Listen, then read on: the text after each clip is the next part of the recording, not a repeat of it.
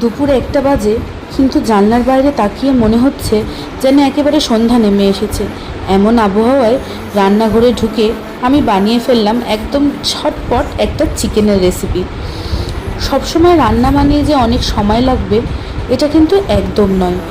আজ এত অন্ধকার আর মেঘলা আবহাওয়া দেখে হঠাৎই চিকেন খেতে ইচ্ছা করলো, তাই ভাবলাম বেশি ঝামেলাটা না করে একটু তাড়াতাড়ি বানিয়ে ফেলি। যাই হোক, আমি রেসিপিটা বলে সময় নষ্ট করব না, কারণ ভিডিওতে সমস্ত স্টেপ আপনারা পরিষ্কার দেখে নিতে পারবেন। তার চেয়ে বরং একটা কথা বলি, আমাদের যে ব্যস্ত জীবন, অনেক সময় রান্না করতে ইচ্ছে করে না, কিন্তু নিজের মানুষগুলোর জন্য গরম গরম একটা রান্না আবার টেবিলে রাখতে পারার আনন্দটাই আলাদা।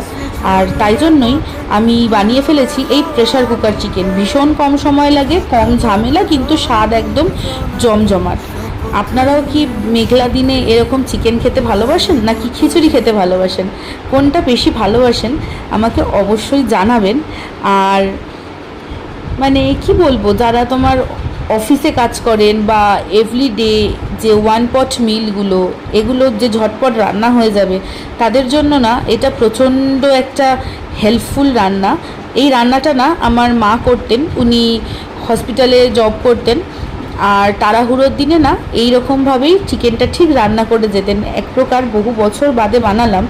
সত্যি কথা বলতে কি না, এটা বানিয়ে না আমি একটা মায়ের হাতের সেই চেনা স্বাদটা তো হয়তো পাবো না, কিন্তু ওই মনে হলো যে মায়ের মতন একটা কিছু রেসিপি বানালাম। তো জানাবেন আপনারা যদি কখনো এটা বানান কীরকম লাগলো। তো যাই হোক, ভিডিওটা ভালো লাগলে একটা লাভ বা একটা রিয়্যাক্ট দিয়ে যাবেন, এবং আরও অনেক সহজ ঘরোয়া রান্না আর ছোটো ছোটো গল্প শুনতে চাইলে আমাকে ফলো করতে ভুলবেন না। আবার নিশ্চয়ই দেখা হবে পরের ভিডিওতে, পরের দিন ঠিক এই সময়, কারণ আমারও একটা মজা লেগে গেছে আপনাদের সাথে এই ভিডিও শেয়ার করে রাখতে এবং নিজের মেমোরিজগুলোকে ধরে রেখে নিতে বেশ বেশ ভালো লাগছে। তো চলুন, আজকের জন্য টাটা, আবার দেখা হবে নতুন ভিডিও নিয়ে।